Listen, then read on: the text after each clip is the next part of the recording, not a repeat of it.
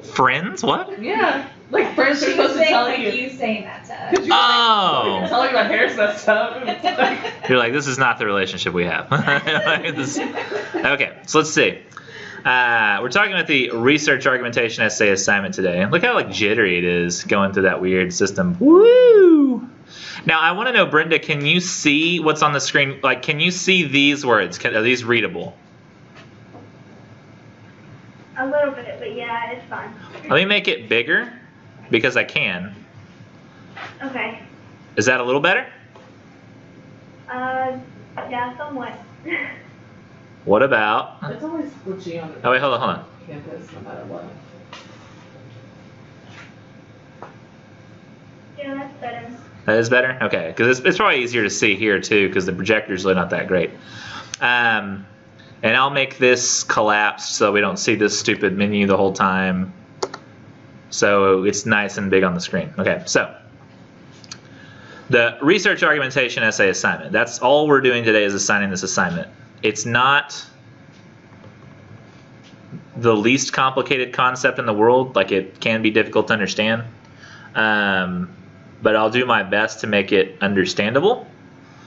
Because, I mean, who's written about it before? Seeley has and Allison has. It's pretty complicated, isn't it? But once you kind of do it, then it's not as complicated. So it's not as scary, is it? Yeah, I think it's just understanding what you're looking for after that.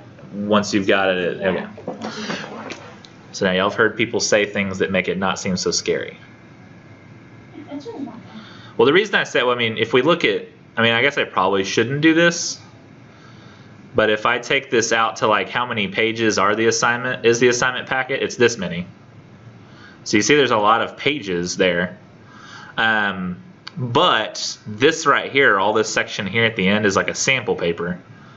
And the rest of this is describing the steps of the process. So it's not quite so bad. Oh wait, is there gonna be time? Let me get like a spot right here and get it as big as I can. That way we are always at the correct width.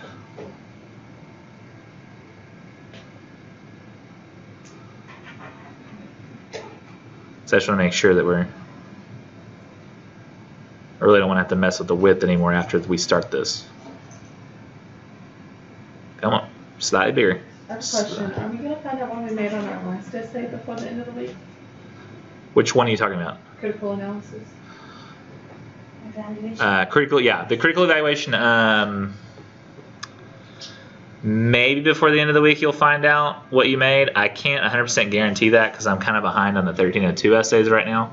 I will tell you that for the grading conference that we have next week, which is essentially you're all going to come in here, but I'll just probably do it alphabetically, which sounds bad to some of you or good to some of you. But like I think that there's only one person like the beginning of the alphabet, and almost everybody else has an S last name, which is the strangest thing. But what I'm going to do is for grading conferences, I'll do Brenda's first, and Carlos if he's here, because they're on a different campus, and they, you know, I just always like to, as the, you know, y'all are on the different campus, Brenda, so I like to kind of at least cater to you in some way. And then after y'all get out of here, then I'll do everybody on this campus.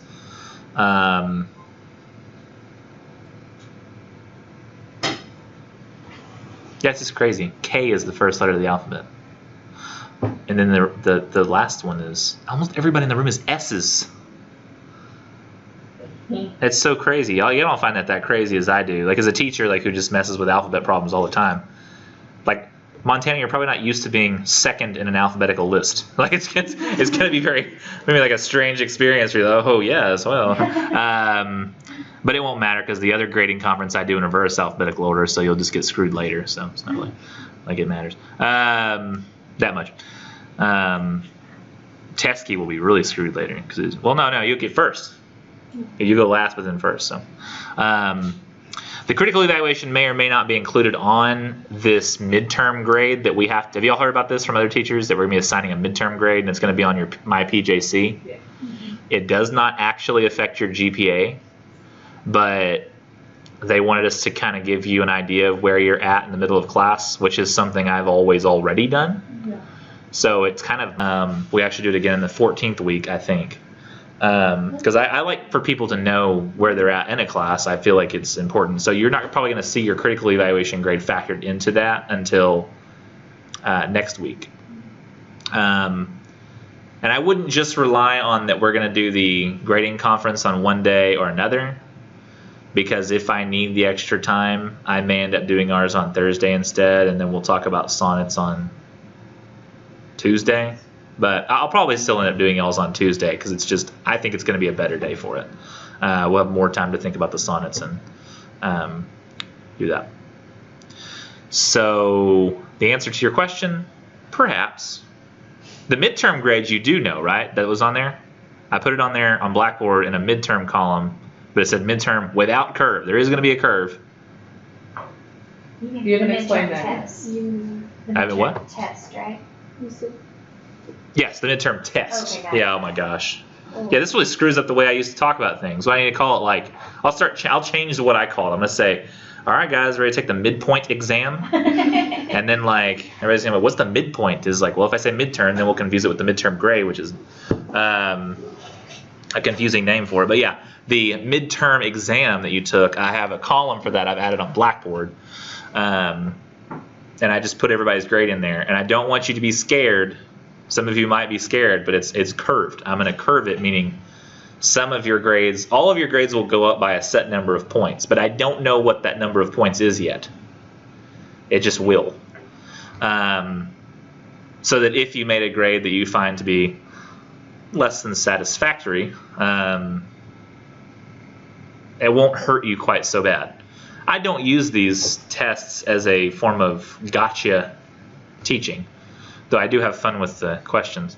I don't intend for it to just be one big giant trick, even though we are close to Halloween. So I try to make up for, I figure like the reason a curve exists is to make up for discrepancies in the way a teacher is able to communicate what he wants, and versus being able to receive back the answers that he was looking for. And that could end up being for all sorts of reasons, but that's why a curve exists, and so that's why I'm going to include it. It's just not yet on the How does the grades. curve, does it go on like the grade, or does it go like in the total of everything? Like where do you put the curves? I have it in a separate column. So like if I talk about like, I can't show you my gradebook file, but I have it's an Excel, and then I have a midterm grade column, a curve column, a final exam grade column, and a curve column. And so what I do is I put the curve points, the same curve points in everybody's curve column, and then those just add to the midterm exam score. Okay, so it just go on Yeah. itself. Now I think I had somebody get like a 96 on the exam, so technically speaking, you don't have to point at people. We already discussed it. I think there's also a 92, but that means that some people are pretty high, but then there was also B's. some grades that I think people were less happy with as well. And because of that, I realized that for a lot of people, 4 points isn't going to do anything. You're like, well, that's disappointing, because that's what the traditional curve does. But what I actually do when I calculate the curve is I calculate the median grade to see like if that's not what I use as the curve, like the median grade, like it doesn't just become like, I don't know, let's say the median for some reason was a 60. Okay. It doesn't mean that I'm going to curve a 96 40 points. I'm not going to do that. But usually I'll try to find some number that's reasonable between there, and I don't really know what it is until I calculate it. And I'll figure it out, and I'll say, and usually it's just me looking at everybody's grades with the curve, and I go, oh, I don't like that still. That's probably what I would do if I did the 4-point curve. And then I would maybe do an 8 and go, I don't like that either. And maybe I'd do a 20 and I go, well, no, those people are really happy, but these people are only marginally happy. That's about right. You know? Like, it's better, and some people go, whoa, and then that's kind of what I'm looking for. And then the rest of the people in the middle kind of go, oh. You know, that's kind of but the weird thing is I don't think you ever actually get a chance to see the grade with the curve. Oh, really? Maybe on your final grade conference sheet, I think you get to see what the midterm grade looked like with the curve. Huh? What it ended up being. Yeah. And really, I don't even know if you see that. I think you see what your grade ends up being after the effects of the curve are there. I don't think I ever actually showed you what the curve is. It's just that you would see a lower grade if you calculated it by hand yourself, but now you see a mysteriously higher grade as a total. But that answers the questions about midterms and curves and things? Okay. Let's get to the research assignment, which I'll now have to blow through at blazing speed, but we'll still understand it, I think. Week 8, day 2 is when I've assigned it, and each due date is here. And this really, what I have is like kind of just a list of the different steps of the process. I'll go over them real briefly, but then when we get to the steps on the next pages, I'll go in detail. So the first thing you have to do, and this will probably take you longer than any other part of the assignment, is to choose a literary reading and a real-world applicability focus. I'm not going to explain what that means yet. It's just basically the choosing of the topic and what you're writing about. That happens first. Then, once you've come up with that, you submit a...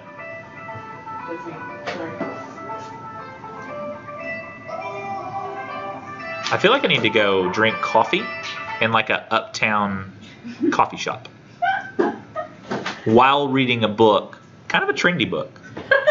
One that I heard of from a friend. Now I need to read another book.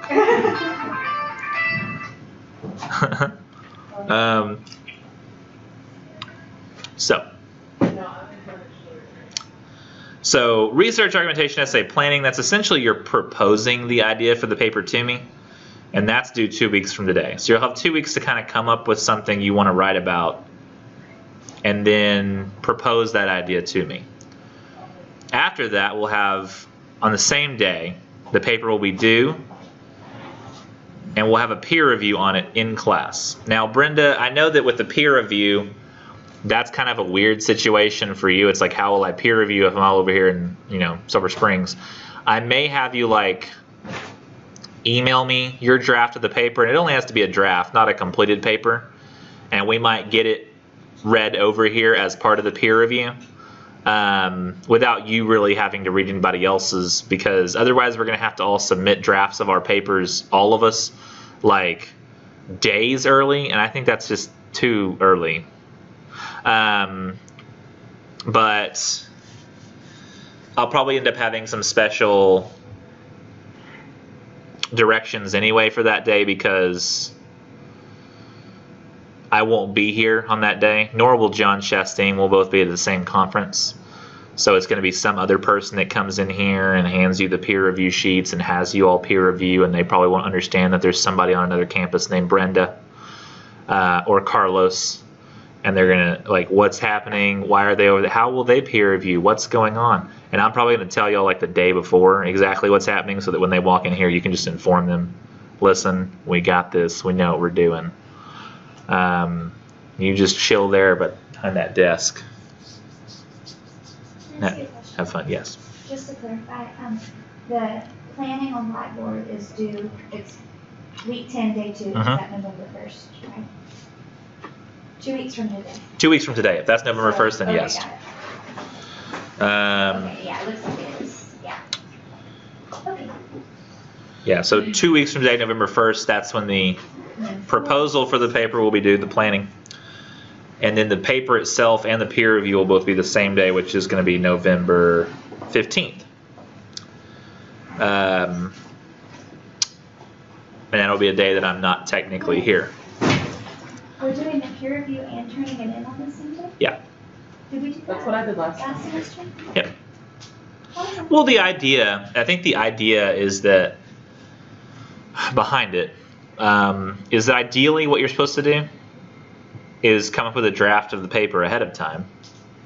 Right. Then everybody kind of reads each other's, gets a sense of what everyone else is doing, the approach that they're taking, then modifies their paper based on the things they've learned about how everybody else is approaching it, then turns in that final draft that night. So then we kind of go home and modify it based on whatever we learned, and then turn it in that day. Yeah, and I will have to tell you this is going to be a little different than usual when I've done peer reviews in other classes, so that I'll have to take up the papers as sort of evidence that you were all here, because the other person doesn't know you, and you could mark your name on attendance and then just leave. I don't think you guys would do that, but it's possible.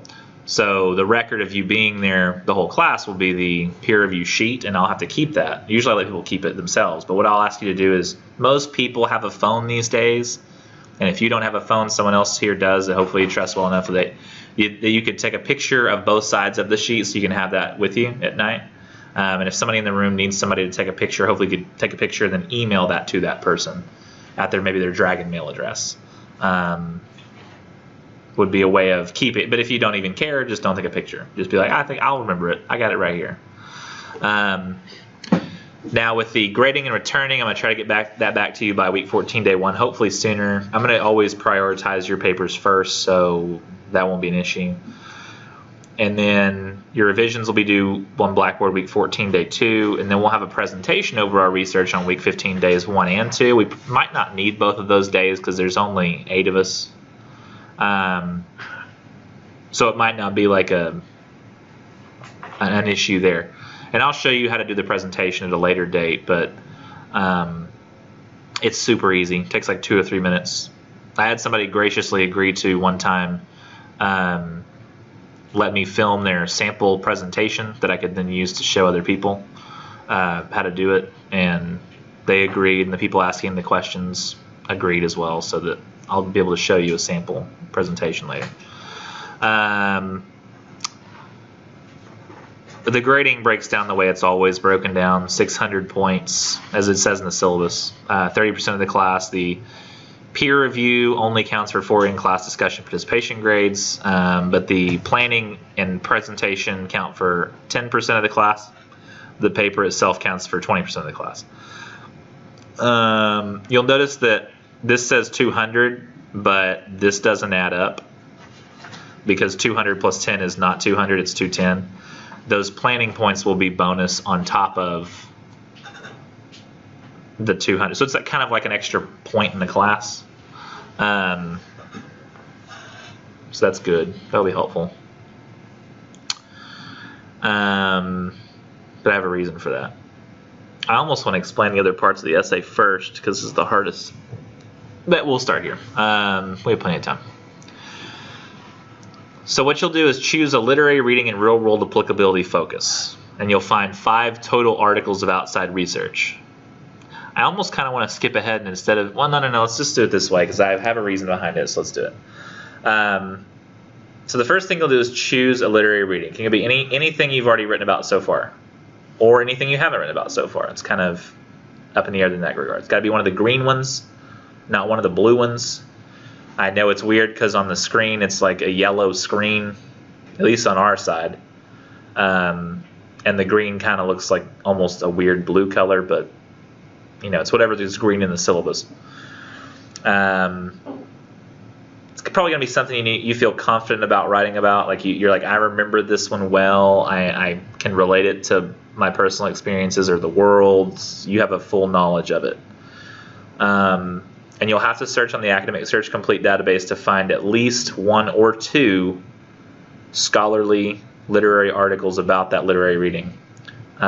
Sometimes if you're searching for a specific sonnet of Shakespeare, for example, there may not be articles in the database about that specific sonnet, but there may be articles about the sonnets in general, or articles about Shakespeare's work in general, in which case you could use articles on those type of topics, not necessarily just the one poem that you're doing. I might get this, since I'm doing most of the talking today and not discussing, we might just move this closer for Brenda. Brenda, do I sound slightly clearer now? Yes. Okay, good. And now you can totally go on the database, Academic Search Complete, search the literary readings you're thinking about, and pick yours based on which one nets you the most search results. So you realize, you're like, okay, well that was the easiest one to find, so we'll just do that. And that's totally fine. But my suggestion is picking one that you're very, very familiar with and that you feel like you know. Then you'll pick a real-world applicability focus. And it's a complicated concept. That's why it doesn't have a great acronym. You can't always force a great acronym. The best I got is RWAF. but that's not very good. It's a modern news event involved with a current political moral issue in the world today that has not been solved or is currently ongoing. So it's unlikely to be just some issue like, say, abortion. It's more likely to be something more specific, say, the stigmatism of abortion in American society. So the way it's stigmatized women who need to receive abortions, they feel like they are being discriminated against in some way. I don't know. I made that up, but it's going to have to be some kind of thing that's currently ongoing and is a problem, generally a problem between humans. So not like hurricanes are a problem, what do we do? Because I don't really think we're going to learn anything in the stories about what to do about hurricanes. But in the way that people relate to each other and problems people have of relating, I think that that's probably where we'll find help in the stories. Now this is different than probably a research assignment you've ever done, or really that anybody's ever done. I don't think I've looked online. I can't find any other teacher who's ever made students do this. I'm sorry, who's ever let students do this. Yeah, you're welcome. So in addition to just those scholarly literary articles about the British literature, you're going to have 3 to 4, a mix of academic journal and or news articles, magazine articles, from a mix of the Opposing Viewpoints Resource Center database and or the Academic Search Complete database. Now that depends on the needs. So did I ever mention to you? I think I did, because the synthesis analysis essay was on the story The Birthmark, the sample paper, right? And so is that guy who, like, his wife died because he was trying to remove her birthmark. People in the past have written a research paper about that story and related it to the current problem of the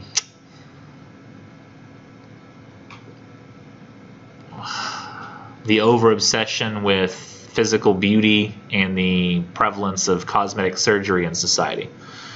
So people getting constant cosmetic surgeries as a way to cope with their insecurities. Yeah. Those are completely different things, because in one, a guy removes the birthmark because his wife dies, and the other one, it's somebody enhancing their appearance to sort of deal with the same issue. And in both cases, it's somebody's self-worth is being questioned by an outside individual, or somebody values themselves based on the opinions of others. I feel like the examples you use are so much easier and comprehensible than the stories we read. Like, our stories in this class are a lot more difficult to understand and read than those. I will tell you, though, that while those are easier to understand in terms of samples, because they're American literature, the essays usually in this class, and this is no pressure, but usually these are better, not because anybody's smarter. I mean, you are smarter, all of you, every one of you, than my normal students, because you're here. Look at you. Who comes to Brit-Lit voluntarily? You're just better. But the literature is so much more complex than what we read in the American Lit classes, that the number of opportunities you have to relate to something. I mean, these are pieces of classic literature. Nobody ever really intimates why this stuff lasts, but I think it's because it has a universal appeal. I mean, there's a reason we're still reading King Lear today. Right. And it's not because everybody just loves reading Shakespeare. It's because it's a mix of, like, our historical background, the background of the language itself, and that these things that we read about King Lear and his daughters still apply today. Otherwise, we wouldn't be reading King Lear. We wouldn't be reading Oedipus. And we read Oedipus, too. Written by a guy, golly, 400 years BC. We still read that thing. It's crazy. It's crazy. It's just really cool. It's cool stuff to me, guys. Super cool. Reaching back into the past and drawing things out. And now, how will you use these articles once you find them? So you've got some real-world issue articles. You've got some articles about your literature. Now, the purpose of this research argumentation essay is, or the idea that your thesis will address, will be to apply the thematic discoveries from analyzing one of our literary readings to then provide perspective on a real-world situation. I'm actually not going to use this example. I'm going to scroll down first and go straight to the sample paper, because I think that his is better for a sample, but I include mine for a reason. Y'all heard of the minister's black veil story? Okay, so yeah. It's essentially a story about a preacher one day at a church who shows up. It's an old story. He shows up and he's wearing this veil on his face, a black veil. And everybody's like, why is this guy wearing this black veil? Did he do something bad? Did he cheat on his fiance? Did he murder somebody? There are all a bunch of theories the town has about his secret sin and why he's wearing this thing. Most of the story is about the effect that it has on the way he's perceived in the town. And it's mostly from his perspective. But on his deathbed, they say, well, why you got the veil? You can take it off now. And he says, you all think that I'm wearing the veil, but I look out and from my perspective, I see that on you, all of you are wearing the veil. Because, from his view, the veil covers all of them. But from their view, it only covers him. So all these years, they've been concentrating on what did he do, what did he do? And it was more of a commentary, he says, on what they all do all the time, which is to, I guess, isolate each other and hypocritically. Somebody's calling you, so you better pick up the...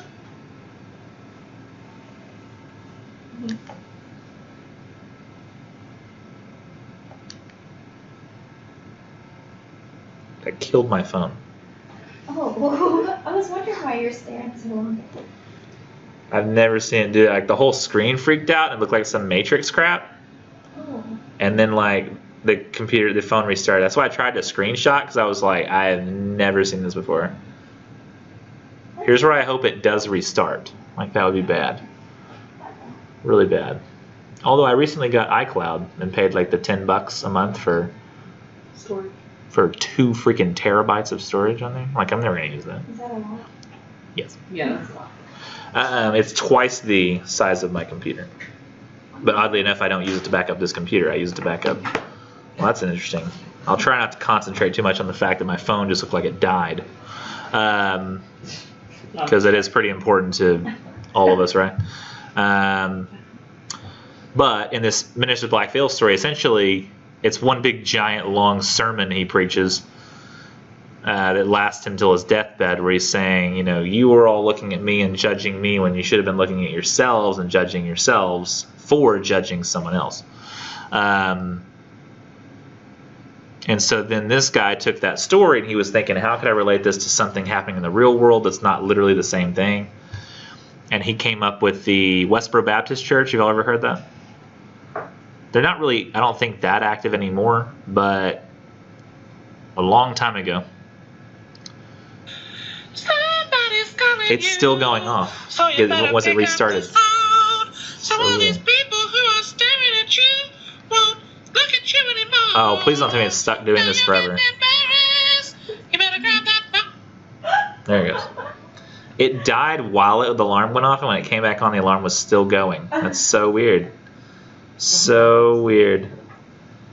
Now, here's the question, though. Why would that go off in the middle of the afternoon in a class? Yeah, what was that alarm for? Ready research assignments. Reminding yourself to talk about research papers? And quiz. Oh, I actually do need to keep this on. I need to do that because I got to do the poetry quiz for 1302. This is relevant. But I didn't do that for art class. So, I just set it for every day. So I had it come on yesterday, but it just still came on today. Let's just do it for 2:45. Bazinga. Oh, I hate when your phone resets and it turns the Bluetooth back on. every time. Does that happen to anybody else? All right. All right, so phone stuff over. Wutita's back. Wutita. There we go. I never say it right the first time. I try hundreds of times and I can never get it right. Oh well. So, the Westboro Baptist Church, what they do, or did, was one of the big things that they were known for was to protest the military's policy of don't ask, don't tell, which was essentially saying gays can serve in the military, assuming that they don't tell the government that they're gay. The government doesn't want to know they're gay. You just serve, and we're not going to ask. You don't tell. That's fine. That was the policy that they had. I don't know if the policy is still the same way, or if you can be openly gay. I don't really know. But the Westboro Baptist Church did not like this. So what they would do is go to military funerals and hold up signs that say, God hates fags. God hates fags. And at a funeral, when people are trying to pay respects to the... And the weird thing, they weren't all gay funerals. They were funerals for straight people who just happened to be in the military. And they would protest the military at an individual's funeral. There should have been protesters for the protesters. And often there were. But so he looked in both of these situations and realized, you know what? In one scenario, we have a group of hypocritical people judging others when they should be looking at themselves. And in the Westboro Baptist Church, we have kind of the same situation. Hypocritical people spending all their time judging others when they should be looking inside themselves. Right. And so he realized that relationship exists between the two. And so he came up with this as his paper idea, which is, and this is a thesis that he argued, Hawthorne's portrayal of the hypocritical townsfolk in the minister's black veil is nearly identical to the protests of the Westboro Baptist Church in a sense that both claim a profound level of morality, yet only notice when others around them commit sin, never themselves. It almost really is kind of like the, if you've ever heard I think it might be a parable or at least a comparison where I can't remember if it was Jesus said this, I think it was Jesus, said like, why do you see a speck in your brother's eye and say, oh, you got a speck in your eye, let me help you with that, when you've got a plank of wood, like an entire hunking giant long piece of wood sticking out of your own eye? Look at yourself before you look to others. That way you can help if you need to. But he's kind of pointing that out here, that hypocrisy. And so that's sort of your goal as well. Now, I've got a more complicated example. The one I came up with and never actually wrote a paper on is what I had as the example up here, and that is in Arthur Miller's Death of a Salesman, Willie Loman's distortion of the American dream mirrors the American government's indecision regarding degrees of constitutional privacy during the Edward Snowden scandal. And I can sum this up as quickly as I can by saying the Death of a Salesman is about a guy, he's a door-to-door salesman, thinks he's going to move up in the company. And as it becomes clear over time that he's not, especially when younger people at his job get promoted above him, he gets depressed, becomes an alcoholic, cheats on his wife. His kids start to resent him as a result of all this bad behavior. At the end of the story, he commits suicide. And so the Edward Snowden scandal was essentially this one guy came out and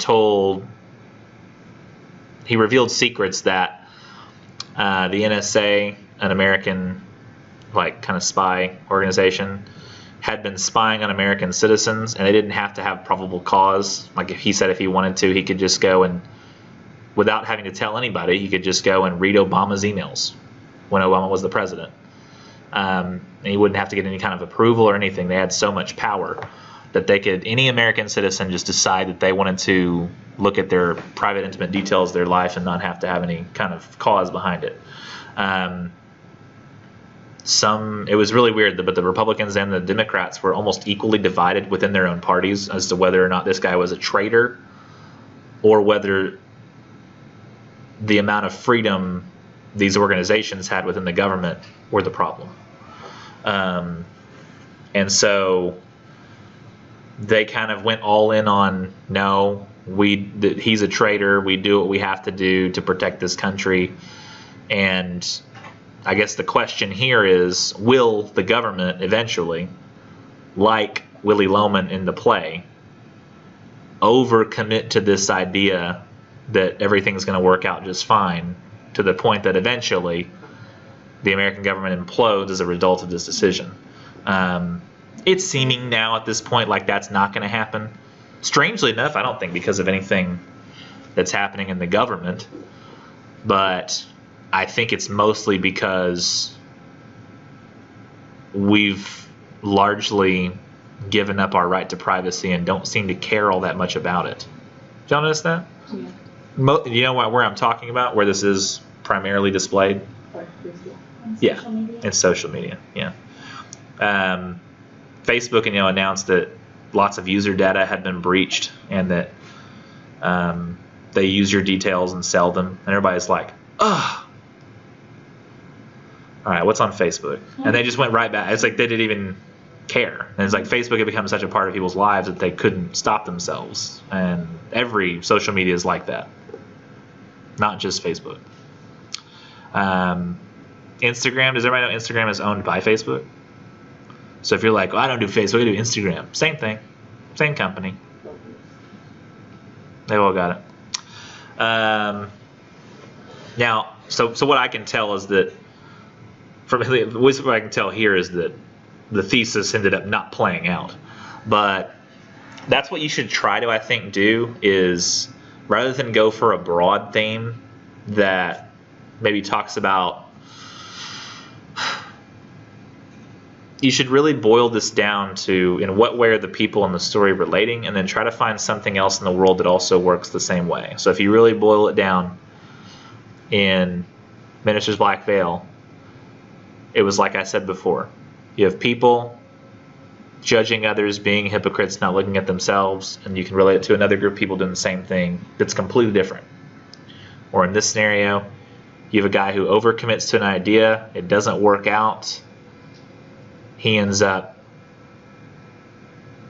destroying himself as a result, and the same thing could happen in the government scenario where they overcommit the idea and destroy themselves. You just have to really boil the story down, or the poem down, to its super, super basics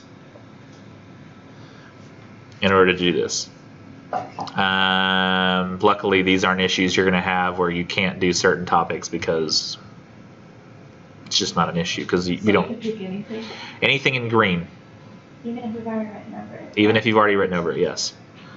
If you wrote about it before, you felt really comfortable with it before, you can write about it again. Now the planning is the first thing you'll actually have to submit. And the way that works is you're going to submit a works cited page. And that's like the list of sources that you plan to use in your paper. You won't actually have written a paper yet. You'll just have a works cited page. And you're going to upload that paper to Blackboard just like it's an essay. It's going to be browse computer, works cited page. Then in the comments box, you'll put the thesis that you plan to prove in the paper. And it should look like that sentence I read for you, that Hawthorne's portrayal of the hypocritical townsfolk in Minister's Black Veil, blah, blah, blah. And it should include the story, the real world issue, and briefly kind of the reasoning behind, or the similarity between those two things. The reason you're doing this is so I can look at the idea, see if I have any problems with it, if I think it won't work, before you go through the trouble of trying to write an entire 4-page essay on it. Because that would suck if you get to the end of a 4-page essay and I go, oh, this idea doesn't work. That's a nightmare, right? You'd like to know whether the idea works ahead of time. Now you will have to have 5 articles of research, but you'll actually have to have 6 sources on that page. Does anybody know what the 6th source is?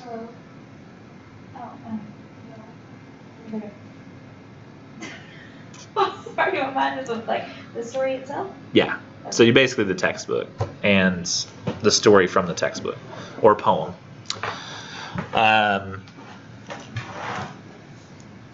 Now, when you propose so you've got your references, you've got your thesis. Now, when you propose your thesis, essentially, your thesis should try to prove a point about how the modern news event, real-world political moral issue, could be helped or improved if the themes and meanings of the literary reading were absorbed.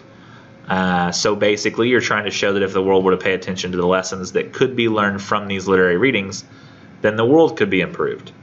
And then that essentially means that what we're trying to do is make literature matter to the world. Because we all think that literature matters. We all think that reading matters. But we never really intimate why we feel that way. Like, what is it about it that makes it matter? I mean, I'm sure probably many of you, if you took this class, you probably have had a situation in life where you read something that you felt kind of opened your eyes and made you feel differently about something. And it's not that it's just immediately applicable to the stuff that's in the story. You don't read King Lear and go, well, I'm not a king, so this doesn't really apply to me. I mean, you are a dad or a mom. So you see, okay, maybe I shouldn't be so overbearing with my kids. Or maybe I should use this to consider how one should approach power, abuses of power, honesty. I mean, there's all kinds of stuff in King Lear that we could relate to in the outside world. So we're trying to make literature matter. Literature is important. It is. I think if we all read literature, then the world wouldn't be going to crap right now. But it is. Maybe. I don't know. Let's see. Technology's really screwed things up. Great innovations. But we're really in sort of an Ian Malcolm and Jurassic Park scenario. Where nobody stopped to think about whether or not we should. They stopped and just said, hey, well, we could. Let's do it. I mean, I got that quote right wrong. But I mean, the idea is there. Just because we can do something doesn't mean we should do it. There's a lot of like Apollo mission movies that disagree with me, but we should think about the correct approach first. The way I grade this planning assignment is it's only worth 10 points of like the whole 1,000 points of the class, so like 1 point in the class. But I won't let you submit your research paper until you've turned in one of these and gotten approval. Now, if I give you a 10 or a 9, that's approval, because that means I assume you'll get somewhere in the hundreds or the 90s. So you like multiply the number by 10, and that means that particular. Oh crap! What would you call that? What do you call a series of 10 in numbers? My assumption would be a decadron, but I have no idea if that's right. A set of 10. Decadron? I've literally never heard that word before, but I've heard the Latin roots, so maybe something tells me it's going to be some kind of shape. No match found. Hold on. Decadal, decadence, decadency, decadent, decades, decaf. No. Not a decahedron, not a decagram, not a decagon. I'm pretty sure your word combined all of those. Not a decaliter. Not a decapod, that's something with 10 legs. Not a decarbonator. And it goes in order? Like sequential? Yeah, see, a decathlon is. Let's see. Google, what would you call groups of 10? I'm just gonna write. I'm gonna go to Google on this. In fact, why am I doing that there when I can just do this on? Y'all can watch me. Does the word exist? Decadron. Oh, it's a drug? Well, that doesn't work. What is a decadron? A drug. Let's say, maybe Google can tell me. What do you call a group of 10 numbers? 10. Yeah, thank you. You're so helpful. See, a dozen. So what? Yeah, 12 equals dozen. 10 equals what?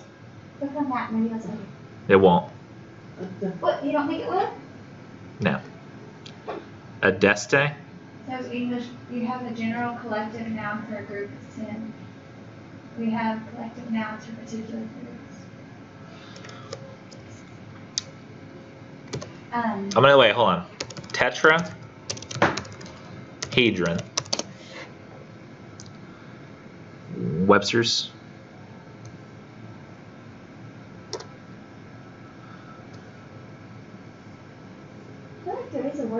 There's a decahedron, but I'm curious what the root is. Tetrahedron, neuter of tetrahedros, having 4 faces. Seat face. Dash drawn. No. Oh yeah, it doesn't work on Chrome. Chrome doesn't allow me to use my numeric keypad. Bleh. You hit number. I can't. Google Chrome is effed up. I don't know what's going on in Windows 10, but watch. Let me show you. Let me show you real quick. Let me show you. So look at this. See this? See I'm in a Microsoft Word document? Page up, page down. Oh wait, no, it does numbers. Hold on. I gotta turn my numlock back off. Watch. Page up, page down. Page up, page down. Page up, page down. Watch what happens when I go to Chrome. Didn't change anything else. Page up, page down. Page up, page down. It only functions as a numeric keypad right now. Ooh. It's some stupid Windows 10 thing, I think. Dash drawn. No, what is the... What does the suffix drawn mean? No, not drone. No, drawn. Drawn. So...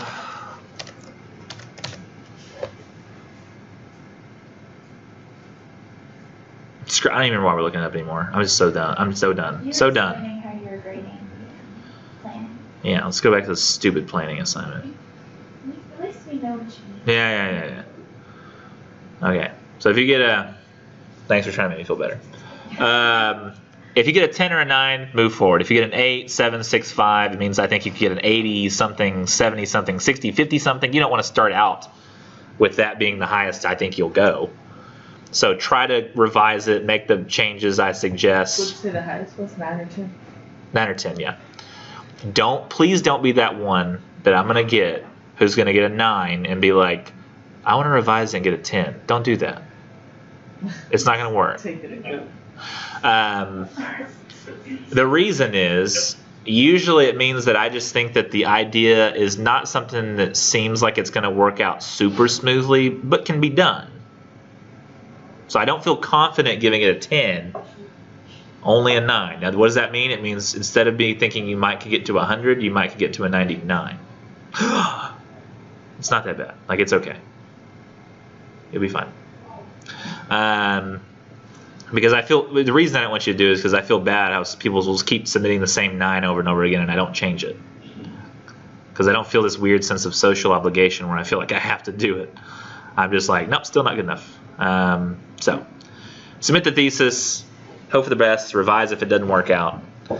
Now, we had that peer review in class that I already mentioned. I don't think I really have much more to say about that other than I won't be here, but we're going to go ahead and peer review, and I'll give you more details about it when we get there. I guess I could say that you could have a physical paper here, computer, laptop, tablet. A phone is okay, maybe because you're all females in this room.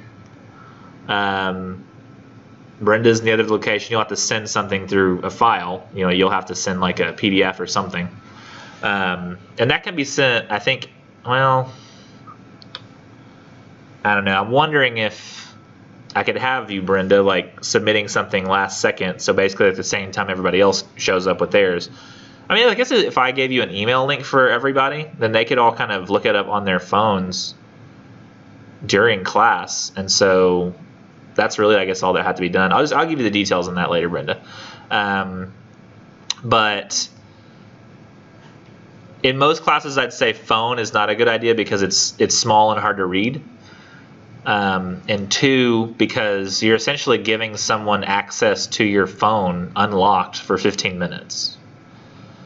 And if you feel comfortable doing that, if you feel like you trust these people, that's totally up to you. I wouldn't. Not because I don't trust you people, but I don't trust anybody. Giving somebody unlocked access to your phone is an insane thing to do in the 2000s, I think. Shoot. I mean, wife, yeah. Kid, no. It's about all I do is my wife. She's like, can I look up something? Sure, go ahead. But my kid, can I see your phone, Dad? No. What do you need it for? I gotta, no. What if you screw up? What if you slip and hit the notes file and then all of my notes get deleted because... Yeah. I have it.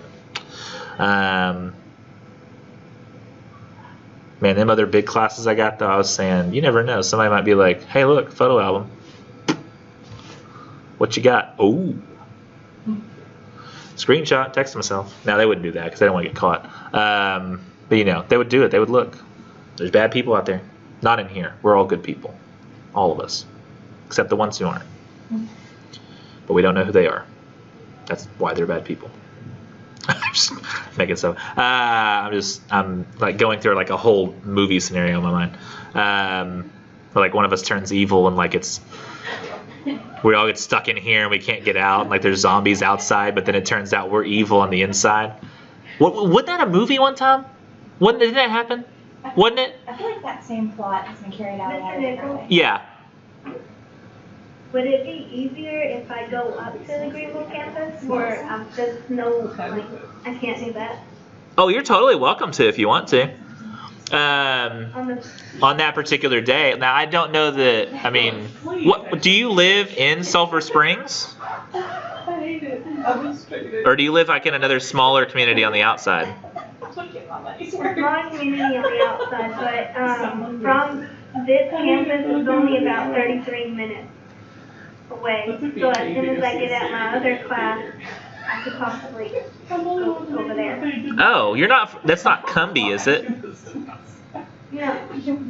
But it's kind of like. Oh wait, maybe it's Traumatized yourself. Oh, it's not Brashear, is it? Like the biggest scary is you gotta finish it. Yeah, you kind of know. What happened? Oh, okay. Oh, I don't know why I'm asking you different town titles. It doesn't matter. If you say it's only 33 minutes and you don't mind coming over for that day, yeah, sure. Go ahead and come over if that's easier for you. You get to meet everybody, hang out. Bring Carlos. So we can't leave now. Yeah, I don't know if we can make Brenda bring Carlos. If he shows up. But if Carlos wants to do the same thing, he can too. The other thing I'm going to have y'all do is like, if Carlos ends up, having that day as well, he can just email. But if Brenda, you feel better about coming on over, then you can do that. I mean, we could do the email situation or coming on over here. It's totally up to you when the day comes. Oh, we'll just all go there. No. What was that, Brenda? But essentially, once you've got the planning figured out, once you've got your idea down. So yeah, if you want to drive over for the peer review that feels better that day, go ahead and drive on over. It's 1 o'clock, and if you arrive here and you say, where is Nichols' class in the main office, which in our campus, it's obvious where the main office is, unlike yours where you walk in there and you feel like you've just walked into some weird business. It is like that, isn't it? You feel like you wander in and you're like, where is there even a front desk? There's like this podium that nobody's at. And you go left, you end up at the main office. If you go right, you're in some weird classroom hallway. I don't know, it's such a strange campus. But on this campus, you walk in, you'll be like, that direction looks like classrooms. This looks like an office. And you'll just kind of wander into the direction, ask where our class is, and they'll tell you. And then we'll probably have people knowing you're coming, like standing in the hall being like, come on, Brenda, it's nice to see you. And they'll be like excited to bring you in. And you'll have to include her in like the ritual. Like, does she have to be like sworn in or What? In the class? Or is she automatically in? The group. This group? Yeah, as soon as she shows up, she'll automatically. She's she don't have to. She doesn't have to do it. You don't have to do any of the ritual stuff they had to do before, so that's actually, you get to bypass all of that. That's good. So the paper itself, once I've approved it, you start writing it. It's going to utilize all manner of different writing styles. I mean, it's mostly supposed to be argumentation, so you're proving a point. But of course, you notice that because you're using a story and a real world issue, there'll be elements of compare and contrast, cause and effect, definition, because you'll be having to define but there's all kinds of different writing styles you might have to utilize in order to prove that this is the case. And then once you've written that paper, you submit it. And I'd really like for you not to go for really obvious stuff like comparing Wife of Bath to modern day feminism, because that literally is the topic of the story. I want you to try to make it something that doesn't necessarily have to be directly related to that topic in order to still be useful. For example, I had somebody talk about Antigone. Earlier they said, hey, would Antigone as a play, like an Antigone is about like a a guy who's sort of a tyrant and makes decisions and is very scared of outsiders. And she said, could I compare the Creon in this story to Trump?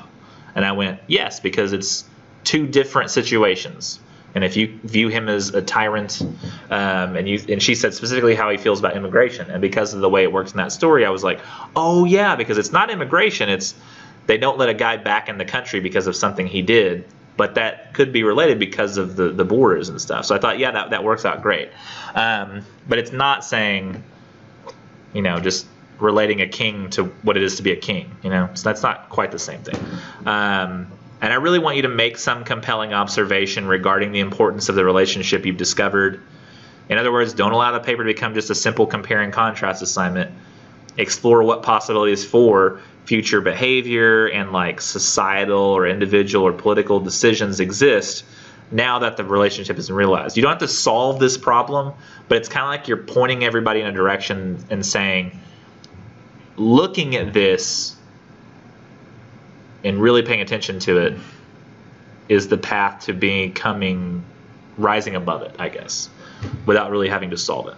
And then I'll grade it and return it to you, and then you'll revise, and I'll talk to you about how to do the presentations later. And if you'd like me to, next week I can even read through these first 3 paragraphs, because I think, interestingly, the thesis on this paper doesn't come until the... So it says it's a research argumentation essay, yeah, but it kind of sounds like compare and contrast to me. Yeah, that's why I said it's got various elements in it. And I don't want it to turn into just a simple compare and contrast. Like, you'll have to compare certain moments in the story in order to make the argument. But yeah, it is overall like an argumentative paper that uses elements of other styles of paper writing. So what are we arguing exactly? You're arguing that... Your conference is scheduled to end in 2 minutes. Hold on, conference. This thesis here is... Did I accidentally delete the thesis? I think I did. Hold on. Oh, yeah, there it is.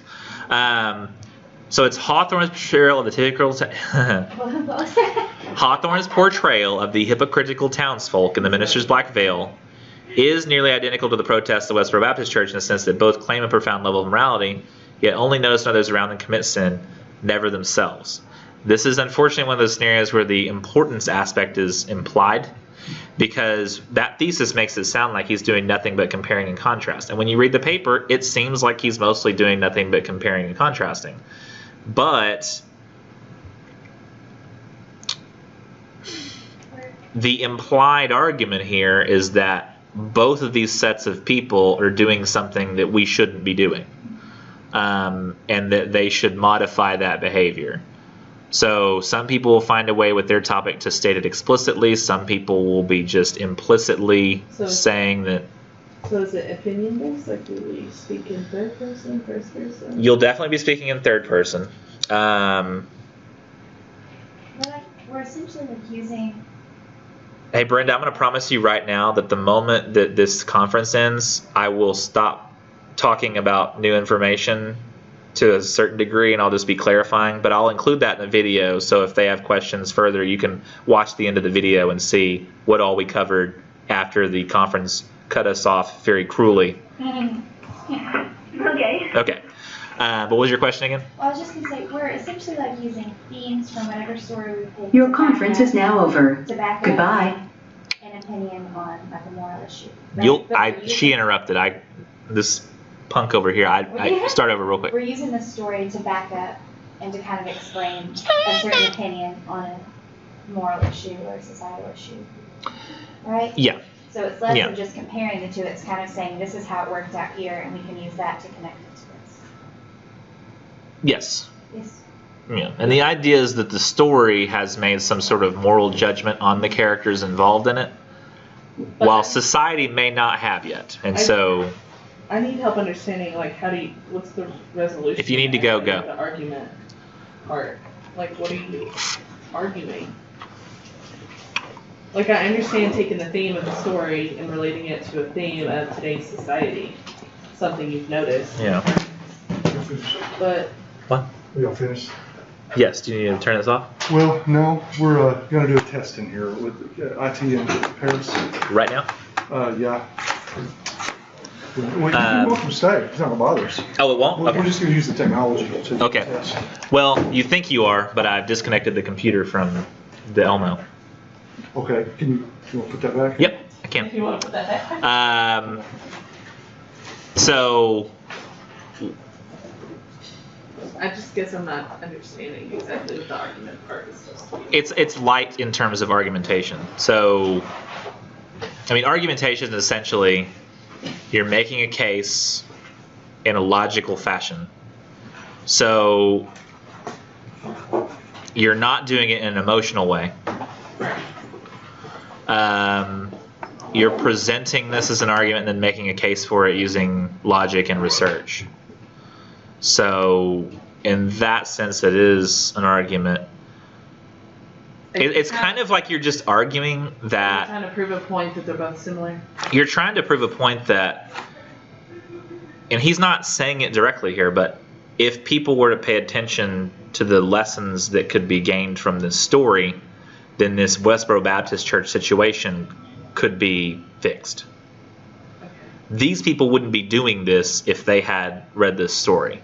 And he's not directly stating that, but he's implying it. He might actually state it near the end. That's why I like to have another day where we actually read the sample paper. Because if I get down to the end here, let's see. The townsfolk and the ministers of Blackfield and Westboro Baptist Church resemble each other because they both fail to directly comply with their faith that they claim to have profound morality for. Both blatantly judge others around them, continually try to play the role of God, despite the fact that the Bible, their source of faith, specifically states that only God can determine the fate of people. Both the townsfolk and Westboro Baptist Church choose to ignore it on several occasions. This not only makes a mockery out of the religion that is followed, but also creates hypocrisy. So, I mean, he's not saying it directly here, but it's implied that hypocrisy is bad. They're both a set of hypocrites. They need to stop that. Okay. So that mostly the thing that you're arguing is an implied argument. That the thing that we're looking at is important. Okay. Yeah. Arguing why the story itself is important and relevant to the whatever problem we come up with. Yes, exactly. And in making that comparison, that is sort of implied. Yeah. Did you have a question too? No. You're just sticking around to listen? Yes. Yes. Okay. All right, I'm gonna unhook all this stuff. Okay.